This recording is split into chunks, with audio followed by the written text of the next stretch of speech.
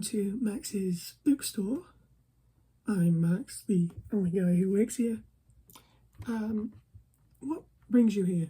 Well, besides to buy books, obviously.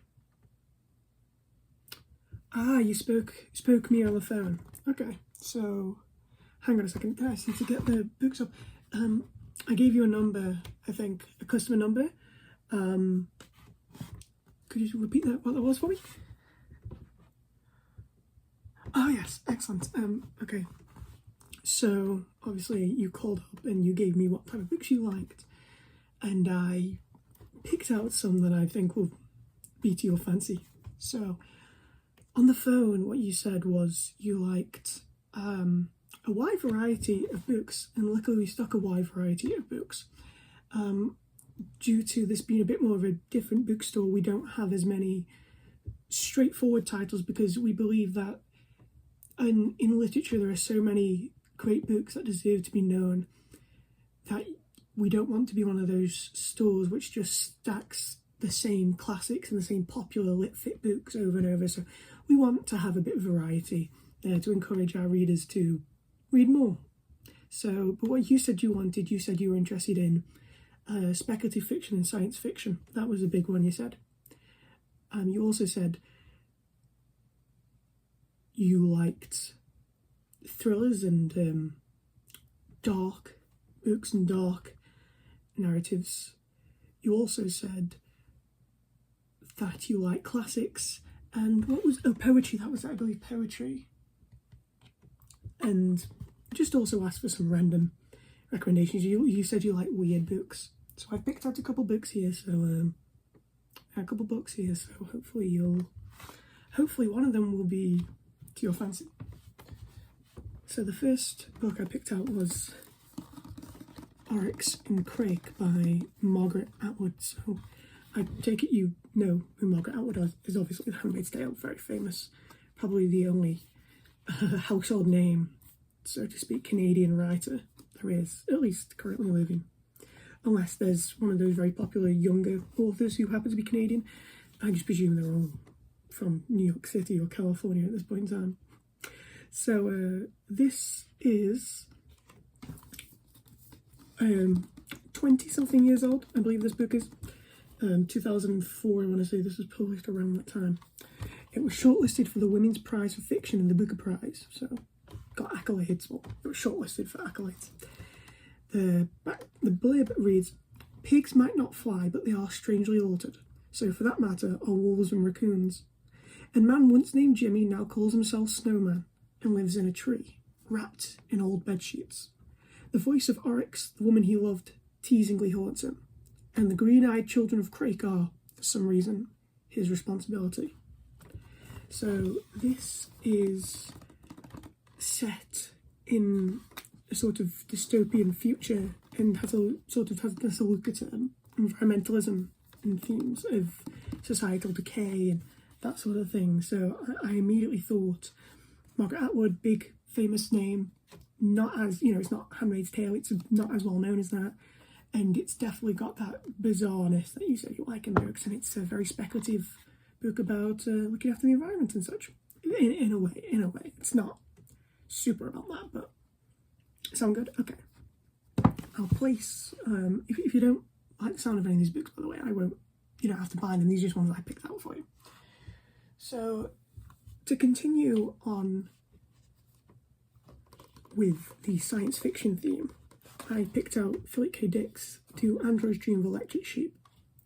I presume you know the book, but in case you don't, it's the book which Blade Runner was adapted into. So this is essentially Blade Runner, but the book version written by Philip K. Dick, who is probably the most important science fiction writer of the 20th century, next to, the big names like Asimov and Arthur C. Clarke and Ursula Le Guin, so to speak.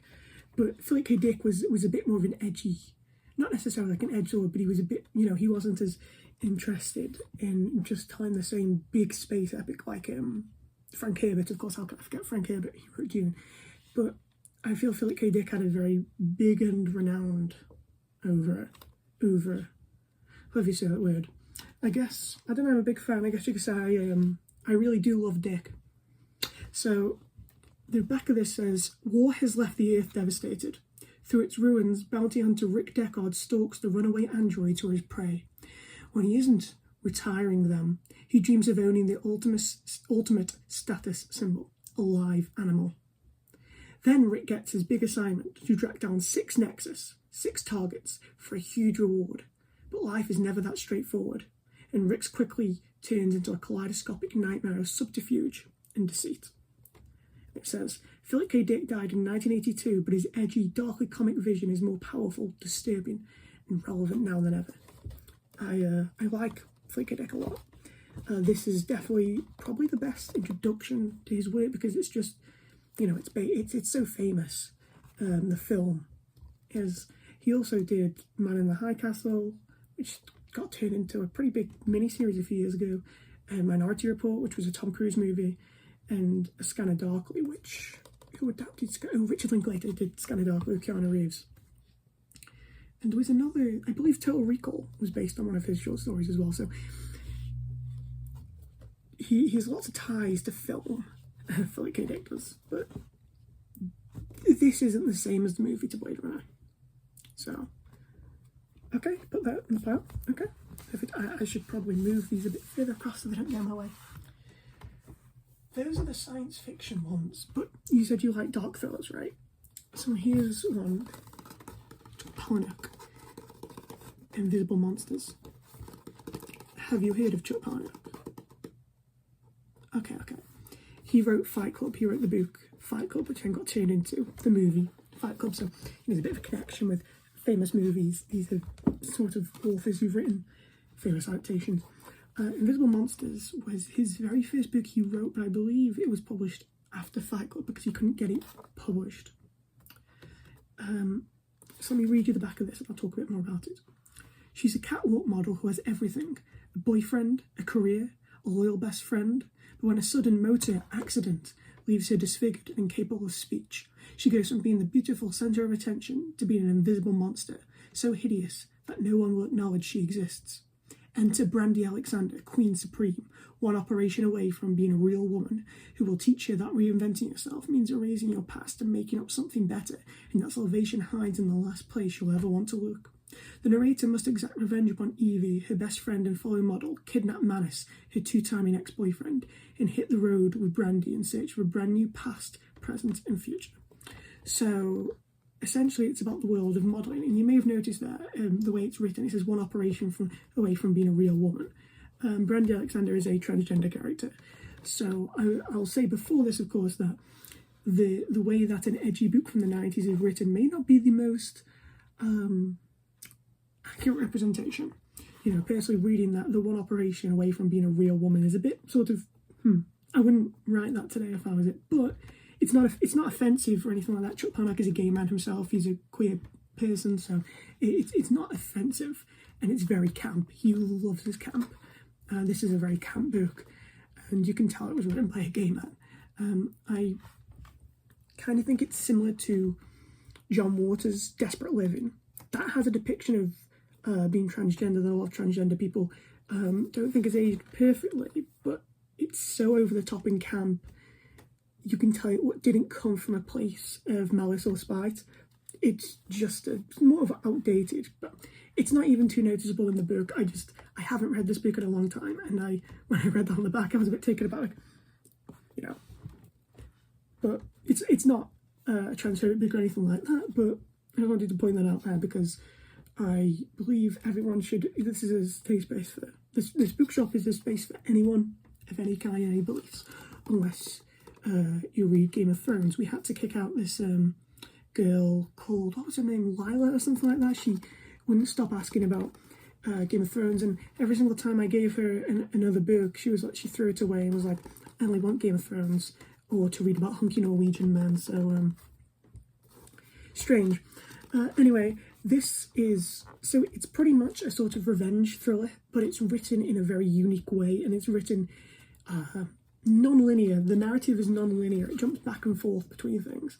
But I think it's a perfect dark thriller that's, you know, the thriller genre, it gets quite weighed down, I think, by a lot of sort of, you know, the generic, they're all the same covers and they're all sort of, you know, a detective is hunting a murder and it's all the same sort of thing. Sorry, excuse me. But this is, in essence, it's the same sort of story, but it's very different. It's surrealist. It's, you know, it's been compared to Kurt Vonnegut, Don DeLillo, Thomas Pynchon, so I'd recommend this. This is a fun read. Okay. There we go. Then you said you like poetry. So I got this. I picked out the early work of Patti Smith. So are you familiar with Patti Smith's work?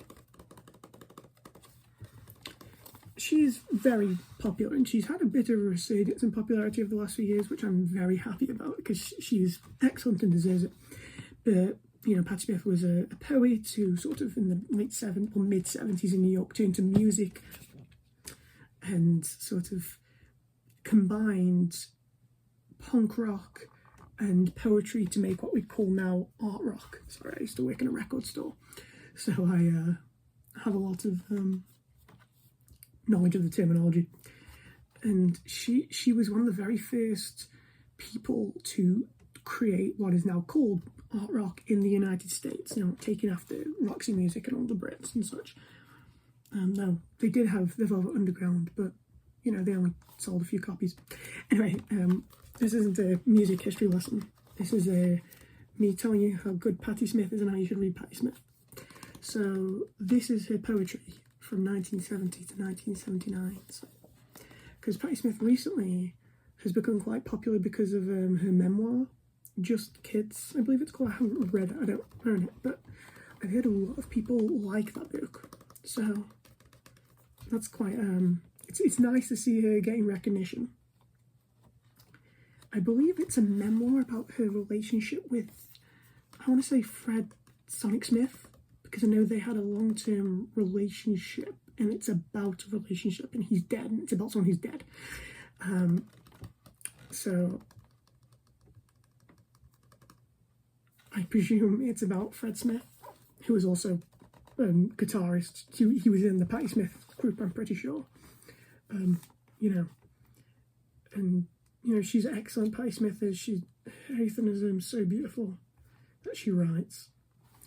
And on the back it says, the first time she opened her mouth on a stage, Patti Smith became the catalyst and conduit for everything that is rock and roll.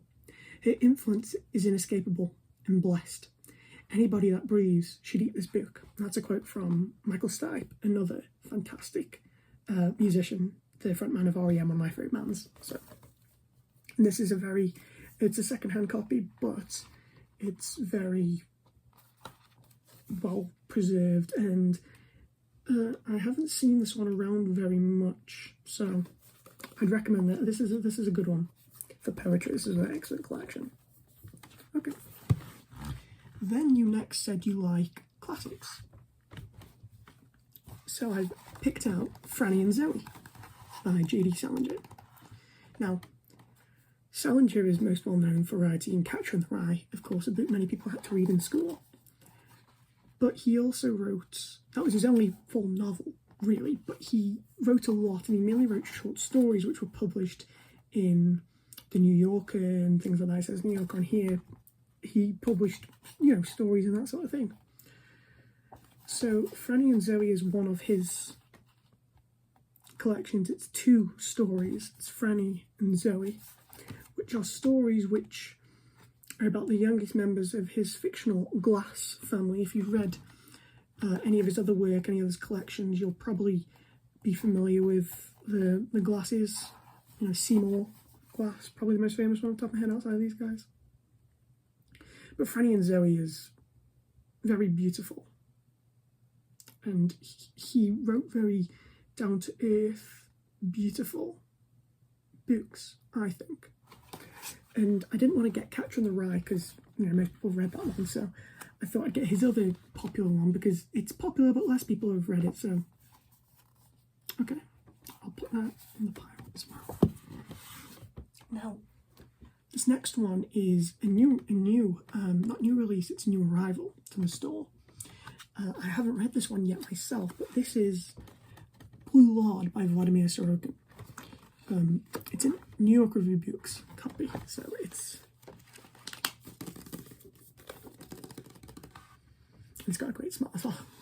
So this is a Russian book by one of the most preeminent Russian authors of the modern era, who writes very surreal, bizarre things. So let me try and read the back. Blue Lord is an act of desecration. Blue Lord is what's left after the towering masterpieces of Russian literature have been blown to smithereens. The most graphic, shocking, controversial and celebrated book to be published in Russia since the end of communism. Though I think many historians would argue that the end of communism isn't exactly an accurate term to describe the historical, the very complex historical machinations of the economic 20th century, but I digress.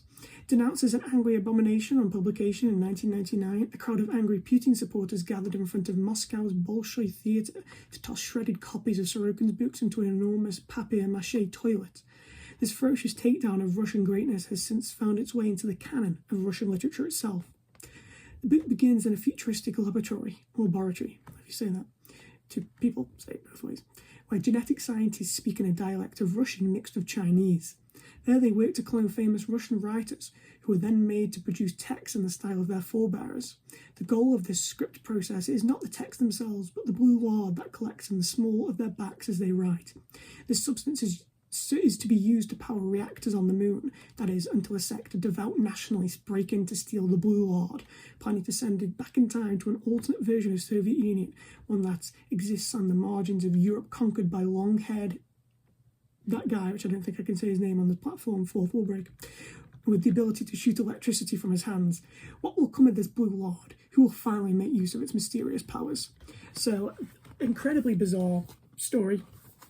But when you said you liked weird and speculative stuff, this did come to mind. So, and it's a new arrival. You'll be the first person to buy a copy of this book in the store ever. So, put it on the pile. And the last book was one that you said you wanted to read, my personal favourite book, which I was honoured. Well, not in those words, but you essentially insinuated it. So, this is The Savage Detectives by Roberto Bolaño. I'm not the greatest at pronouncing Chilean, but it's Bolaño. Not Bolano, Bolaño, I think, who is my favourite author, probably one of. But despite its name, this is not a detective novel. This is actually a unique novel. I'll read the back. New Year's Eve, 1975, Mexico City. 200 men leave town. 200 men leave town in a hurry on the desert-bound trail of a vanished poet. Spanning 2 decades and crossing continents, theirs is a remarkable quest through a darkening universe, our own. It is a journey told and shared by a generation of lovers, rebels and readers, whose testimonies are woven together into one of the most dazzling Latin American novels of the 20th century.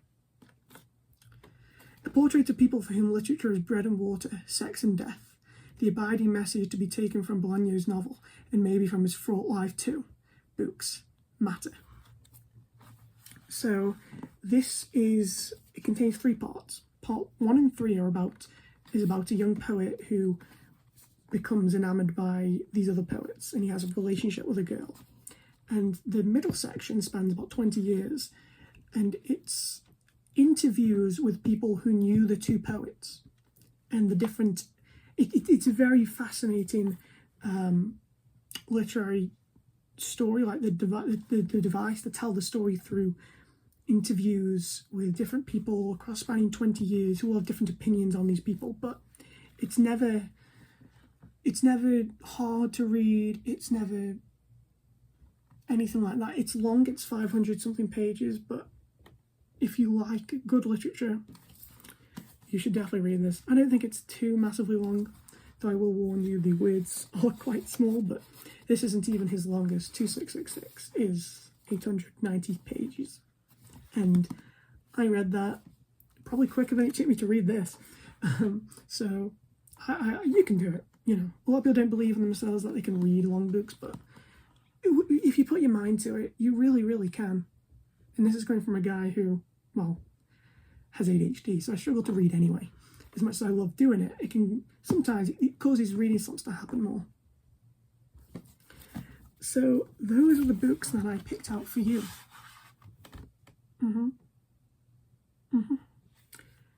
You want to know what this book is? Sorry, this is a new book. It's one of the only new releases we really have here. That's why it's just been arrived here. It's not new as in super recent. I believe it came out last year, I believe. But it's just arrived in store. This is The Shards by Bret Easton Ellis. If you're not familiar with Bret Easton Ellis, he wrote American Psycho. And he wrote plenty of other great books as well. Rules of Attraction is my favourite. But he wrote Less Than Zero, Glamorama, which is one of the best psychological books ever written. He's a very psychological writer. This is, let me try and find the dust jacket. LA, 1981, Buckley College in heat. 17-year-old Brett is a senior at the exclusive Buckley Prep School when a new student arrives with a mysterious past. Robert Mallory is bright, handsome, charismatic, and shielding a secret from Brett and his friends, even as he becomes a part of their tightly knit circle. Brett's obsession with Mallory is equalled only by his increasingly unsettling preoccupation with the Trawler, a serial killer on the loose who seems to be drawing ever closer to Brett and his friends, taunting them with grotesque threats and horrific, sharply local acts of violence. So it's sort of like a mixture of everything he's done. It's a mock memoir. Some of it's real, some of it's not. Here's a picture of Brett. And it's signed. So, got a handsome guy. But essentially, it's very lots of 80s stuff in here. So if you like the 80s, I'd read it. I believe the Trawler. It kind of sounds like to the Night Stalker, Richard Ramirez, which would have been the same time, I think. Purely because as well there was also the Night Prowler, which is that one AC/DC song that gets associated with him, and Trawler Prowler. Anyway, this is The Shards by Bret Easton Ellis, I believe, like I say, last year, I want to say this is from. I can't see it being any older than that. You like that? Excellent. I'm very happy that you'd like to buy that as well. So let me just get these books together.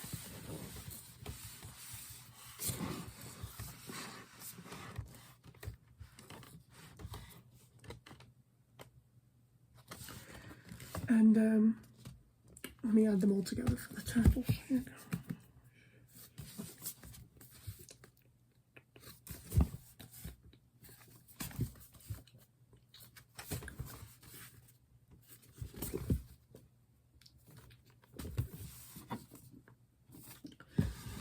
Because it's your first time here, we also offer a discount, so you will see a significantly decreased price for these books. So your total at the checkout is $2,350. Excellent. Pleasure doing business with you. Go and read these books and have fun, okay? So just please come back. It'd be very nice to see you again. And if you ever want to come here again, but want me to go through a specific type of books that, you may like, just let me know. Anyway, stay beautiful.